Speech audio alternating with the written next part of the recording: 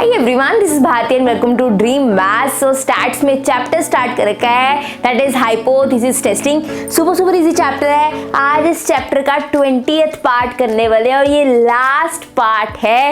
इसी 20th part के साथ हमारा ये चैप्टर कंप्लीट होने वाला है। 1 to 19 पार्ट्स या फिर को पूरे चैप्टर की प्लेलिस्ट का लिंक डिस्क्रिप्शन में है।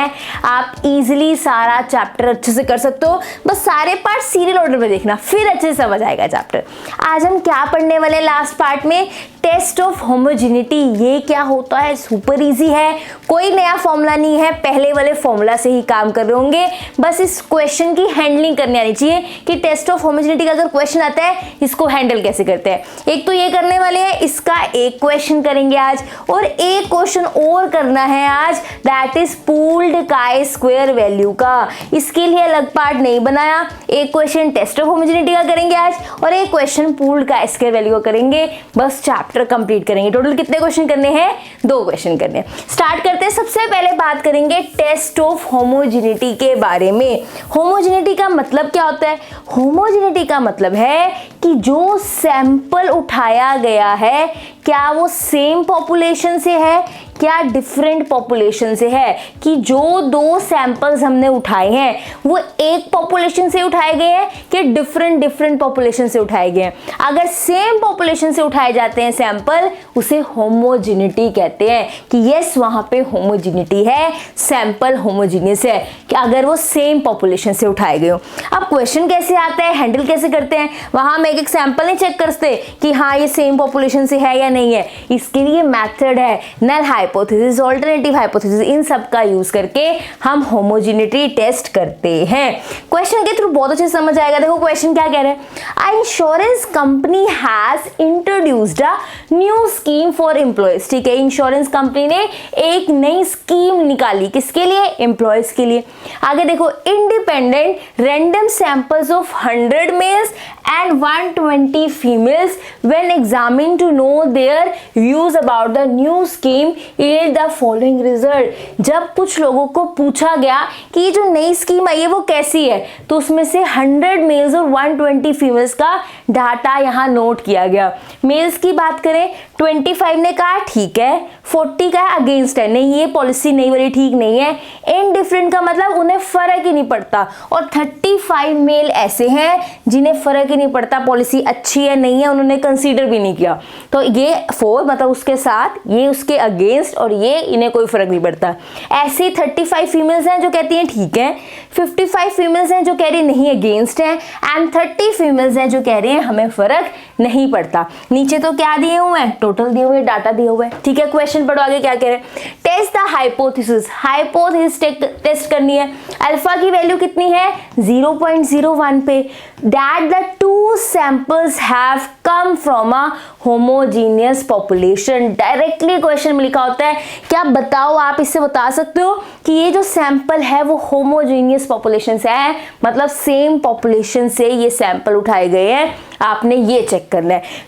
क्वेश्चन में क्लियरली लिखा है दैट इज होमोजेनियस पॉपुलेशन का क्वेश्चन है। अब पेपर में ज्यादा कंफ्यूजन होती है, हमने तो होमोजेनियस वाला करा ही नहीं, हमने काई स्क्वायर टेस्ट करा, हमने गुडनेस ऑफ फिट वाला करा, हमने इंडिपेंडेंस वाला करा, दैट इज एट्रीब्यूट्स, हमने येट्स करेक्शन करी, उसके बाद पॉपुलेशन इक्वालिटी वाला भी कर लिया, लेकिन होमोजेनियस पॉपुलेशन वाला नहीं किया। तो वहां पे कुछ भी नहीं है इसमें नया, पहले वाले फॉर्मूला यूज करने हैं। लेकिन अगर नया वर्ड पेपर में मिलता है तो हमें टेंशन होती है ये तो आउट ऑफ सिलेबस आ गया। इसलिए मैं ऐसा कोई वर्ड नहीं छोड़ना चाहती जिसे देख के आपको पेपर में डर लगने लगे। अब देखते हैं क्वेश्चन करना कैसे है। पहले ले लेते हैं H nought, that is null hypothesis. Same procedure रहने वाला है। उसने कहा है क्या होमोजीनियस है, क्या पूछा उसने, क्या जो सैंपल है वो होमोजीनियस से निकाले गए हैं? हम कहेंगे यस, हम कहेंगे yes sample have come from, पूरा लिखेंगे, sample have come from homogeneous that is population. आप पूरा लिखोगे। हम नल हाइपोथेसिस ये लेंगे कि मान लो कि जो हमारा सैंपल है वो होमोजीनियस पॉपुलेशन से है। H1 क्या आएगा कि sample have not come from that is same population, that is homogeneous population. हम कहेंगे नहीं, सैंपल नहीं आया, sample have not come from the that is homogeneous population.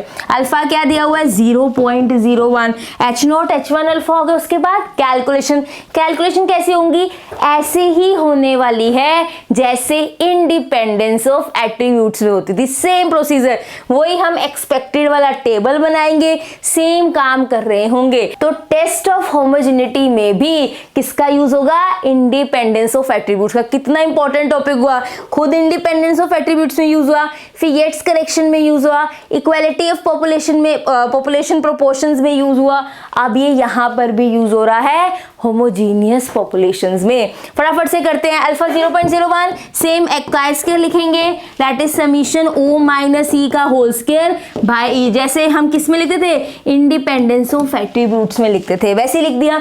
Observed value की बात करें तो ये ऑब्जर्व्ड वैल्यू 1 2 3 4 5 6. अब क्या निकालनी है, एक्सपेक्टेड भी हमें निकालनी आती है. कैसे, पहले हम सारे क्या नोट करते हैं, टोटल नोट करते हैं, फिर ये वाली वैल्यू निकालते हैं बाय द फॉर्मूला. कौन सा फॉर्मूला यूज करके, E11. कैसे निकलेगा, इसके सामने ये वाला टोटल, इसके नीचे ये वाला टोटल 60 और सबसे नीचे यहाँ डिनोमिनेटर में क्या आता है, जो कंप्लीट वाला टोटल होता है, दैट इज n. ये क्या आएगा यहाँ पे 220. वो आपको वैल्यू कितनी दे देगा, 27.3. आप ये वाली वैल्यू निकालोगे E12 से, बाकी आप 60 में से ये माइनस करो 27.3, 32.7 मिल जाएगा. आपको एक्सपेक्टेड फ्रीक्वेंसी सब निकालनी आती है, हम काफी क्लासेस में ये काम कर चुके हैं. ये पूरा टेबल आप बनाने वाले हो. ये रहा हमारे पास ऑब्जर्व्ड वैल्यू, ये है एक्सपेक्टेड वैल्यू 27.3, 43.2, 29.5, यही यहाँ लिखी है. फिर नीचे वाली रो ये वाली यहाँ हमने लिख दी है. ऐसे ही ऑब्जर्व्ड वाली क्वेश्चन से नोट की है. कैसे, दैट इज क्या थी हमारे पास 25, 40, 35, 35, 55, 30, वही सारी यहाँ पे नोट की है. O माइनस ई का स्क्वायर डिवाइड बाई ई, इसकी हर एक वैल्यू को इससे डिवाइड किया है. 5.29 डिवाइड बाई 27.3, आंसर कितना आया है 2.67. यही का स्क्वायर का फॉर्मूला है. इसमें समीशन होता है, मतलब इसी कॉलम का सम करना है. वैल्यू कितनी हुई है वैल्यू कितनी आई है 2.67. क्योंकि का स्क्वायर है, डिग्री ऑफ फ्रीडम निकलेगा, दैट इज r-1 c-1. कितनी रोज है इसमें, देखो ध्यान से 1 2, टोटल वाली तो काउंट करनी नहीं है, सिर्फ यही 2 रोज है. ध्यान से देखना हमारे पास कितनी रोज है, 2. ये 1 ये 2 ये, टोटल वाली नहीं काउंट करते, तो 2 ही रोज हैं. कॉलम कितने हैं 1 2 3, तो यहाँ पे 3 यहाँ पर आ गए कॉलम की जगह. डिग्री ऑफ फ्रीडम कितनी आई 2. डिग्री ऑफ फ्रीडम 2 के लिए का स्क्वायर 0.01 आपको टेबल से देखना आता है. वैल्यू कितनी आ रही है 9.210. हमारे पास कैलकुलेटेड वैल्यू ये थी, टेबल वैल्यू ये है. Since calculated value is less than the table value, therefore null hypothesis accepted. ये नल हाइपोथेसिस क्या होगी, एक्सेप्ट होगी. देयरफॉर लास्ट में लाइन क्या आएगी, लास्ट में लाइन लिखेंगे ये एक्सेप्ट हो चुकी है, इसका मतलब sample have come from that is homogeneous population. जो सैंपल है होमोजीनियस पॉपुलेशन से निकला, मतलब टेस्ट ऑफ होमोजेनिटी हो गया, इसने पास कर दिया. क्लियर है चीज, सिंपल सी चीज थी, कोई डिफिकल्ट नहीं है. अब तो हम लास्ट पार्ट पे हैं चैप्टर के, अब कोई भी चीज डिफिकल्ट नहीं है, हमने सब चीजें अच्छे से कर ली. एक ही क्वेश्चन था टेस्ट ऑफ होमोजेनिटी का, क्योंकि कुछ नया था ही नहीं. हम इंडिपेंडेंस ऑफ एट्रीब्यूट्स का फॉर्मूला ही यूज कर रहे थे. बस हमें नल हाइपोथेसिस लिखनी आनी चाहिए, प्लस हमें समझ आना चाहिए अच्छा होमोजेनिटी का क्वेश्चन है, ऐसे ऐसे काम करना है, मतलब क्वेश्चन हैंडलिंग आनी चाहिए, पेपर में रिकॉग्नाइज करना आना चाहिए कि टेस्ट ऑफ होमोजेनिटी का क्वेश्चन है और ऐसे ऐसे ही हमें करना है. नेक्स्ट क्वेश्चन देखो, अब हम क्वेश्चन करने वाले हैं पूल्ड का स्क्वायर का. होमोजेनिटी का एक ही क्वेश्चन था, ये एक टॉपिक के लिए अलग से पार्ट क्या बनाते हैं, इसी में हम डिस्कस कर रहे हैं पूल्ड का स्क्वायर वैल्यू कैसे निकालते हैं. An investigation was made in 8 big cities of any state with a view to test the effectiveness of inoculation with that is epidemic of cholera. हमें बहुत सारे ऐसे क्वेश्चन किए हैं, वैक्सीन लाते हैं किसी भी डिसीज के लिए, यहाँ पे इसके लिए वैक्सीन लेके आए हैं. The following results were obtained, ऐसे रिजल्ट्स हुए, क्या रिजल्ट्स हुए, कि ए सिटी का काय स्क्वायर वैल्यू दी हुई है, यहाँ पे कितने उससे सर्वाइव हुए, कितने सर्वाइव नहीं हुए, कितने को फायदा हुआ, कुछ नहीं दिया हुआ, सीधा ही काय स्क्वायर वैल्यू दी गई है। ए में क्या है, that is chi square value ये है, बी सिटी में काय स्क्वायर वैल्यू है, सी सिटी में काय स्क्वायर वैल्यू है, ऐसे ही एच सिटी तक काय स्क्वायर वैल्यूज दी गई है। और इनके नीचे क्या दी गई है, डिग्री ऑफ फ्रीडम। हम तो सारे क्वेश्चन में काय स्क्वायर कैलकुलेट कर रहे थे, यहाँ पे तो काय स्क्वायर वैल्यू दे ही दी है, तो क्या करने वाले अभी देखते हैं। Find out the pooled chi square, pooled chi square निकालो, ये क्या होता है अभी बताती हूँ। For all the 8 cities of any state and test your result at 5% level of significance. एक तो पूल्ड काय स्क्वायर की वैल्यू निकालो, एक 5% लेवल ऑफ सिग्निफिकेंस पे टेस्ट करो। पूल्ड काय स्क्वायर पहले अलग से नहीं निकाल रहे, हम टेस्ट करना शुरू करते हैं। टेस्ट करते करते बीच में ही हम पूल्ड काय स्क्वायर की वैल्यू भी निकाल लेंगे। समझ आ रही है, पहले स्टार्टिंग में नहीं निकालेंगे पूल्ड काय स्क्वायर, हम अपना सोल्यूशन करना स्टार्ट करते हैं, टेस्ट करना स्टार्ट करते हैं। तो जब हम टेस्ट करना स्टार्ट करेंगे कैलकुलेशन के टाइम ही पूल्ड काय स्क्वायर निकाल देंगे। कैलकुलेशन क्वेश्चन स्टार्ट करते हैं, दैट इज सबसे पहले लिखते हैं एच नोट। जब भी ऐसे पूल्ड काय स्क्वायर का क्वेश्चन हो, H nought means null hypothesis क्या लेते हैं कि ऑब्जर्व्ड फ्रीक्वेंसी और दैट ऑफ एक्सपेक्टेड फ्रीक्वेंसी में कोई डिफरेंस नहीं है। यहाँ पे काय स्क्वायर नहीं निकालना, कुछ भी हमने टेस्ट एज सच नहीं लिखा हुआ। तो जब भी पूल्ड स्क्वायर की बात हो रही हो, नल हाइपोथेसिस यही लेते हैं कि ऑब्जर्व फ्रीक्वेंसी और एक्सपेक्टेड फ्रीक्वेंसी में कोई डिफरेंस नहीं है, ये लिखेंगे। That is observe frequency and observed frequency and that is expected frequency are equal। ये क्या है, equal है। चलो ले लेते हैं equal, मतलब हम क्या लेंगे, observed is equals to expected, frequency of observed is equals to frequency of expected। H1 लेते हैं, H1 क्या लेंगे कि दोनों इक्वल नहीं है, F nought nought is equals to F। इसका मतलब डिफरेंस इज सिग्निफिकेंट। क्या कहेंगे, डिफरेंस इज सिग्निफिकेंट। अगर ये दोनों सेम नहीं है मतलब दोनों डिफरेंट है, मतलब इनके बीच के डिफरेंस की इंपॉर्टेंस है, तो डिफरेंस इज सिग्निफिकेंट लिखेंगे। क्लियर है ये चीज। चलिए फिर एच नोट हो गया, H1। अल्फा की बात करते हैं, अल्फा कुछ दिया हुआ है, नहीं दिया हुआ है भाई, क्या 5% लेवल ऑफ सिग्निफिकेंस, तो अल्फा क्या ले लेंगे 0.05। एच नोट हो गया, H1 हो गया, अल्फा हो गया। अब क्या करनी है, कैलकुलेशन। कैलकुलेशन क्या करें, काय स्क्वायर तो निकालना नहीं है, और काय स्क्वायर यहाँ दिए हुए हैं, तो कैसे ये काय स्क्वायर वैल्यू है, यही काय स्क्वायर है, तो काय स्क्वायर निकालना नहीं दिया हुआ है, तो कैलकुलेशन क्या करूं, दैट इज हम फॉर्मूला कौन सा यूज करें। तो यहाँ पे हमने कोई ऐसे कैलकुलेशन नहीं करनी, हमने पूल्ड काय स्क्वायर निकालना है। तो जैसे हम अल्फा के बाद कैलकुलेशन करते हैं, कोई फॉर्मूला यूज ऐसे नहीं करना, क्योंकि काय स्क्वायर पहले ही दिया हुआ है। अब हम यहाँ कैलकुलेशन में क्या करेंगे, पूल्ड काय स्क्वायर ही निकालेंगे।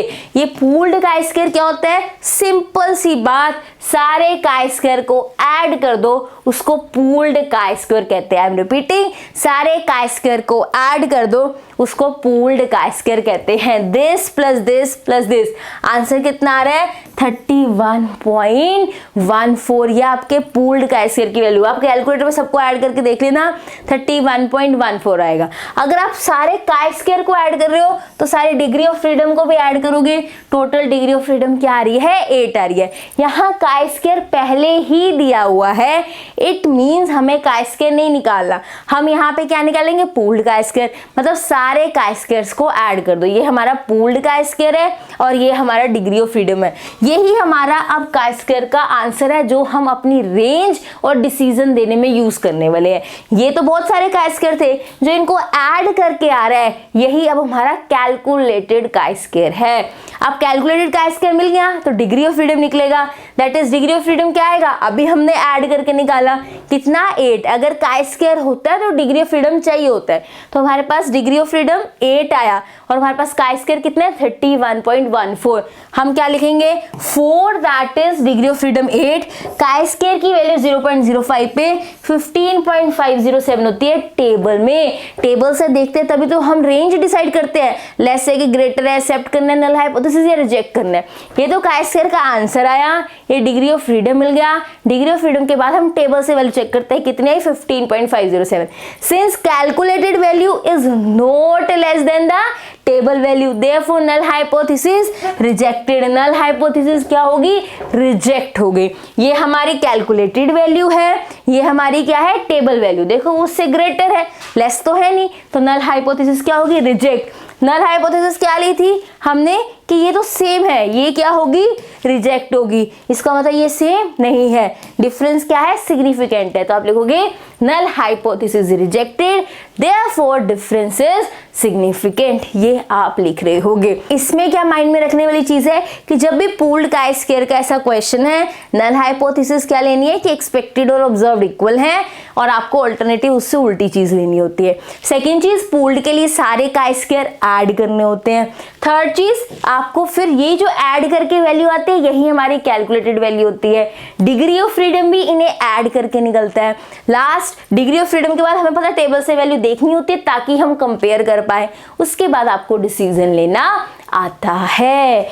इसी के साथ हमारा हाइपोथेसिस चैप्टर कंप्लीट होता है। नेक्स्ट चैप्टर कौन सा चाहिए चैनल पे, let me know in the comment section. हो सकता है वही चैप्टर नेक्स्ट आ जाए, फिर देखते हैं कौन सा डिसाइड होता है फाइनली। बट आपको कौन सा चाहिए वो मुझे कमेंट सेक्शन में जरूर बताना।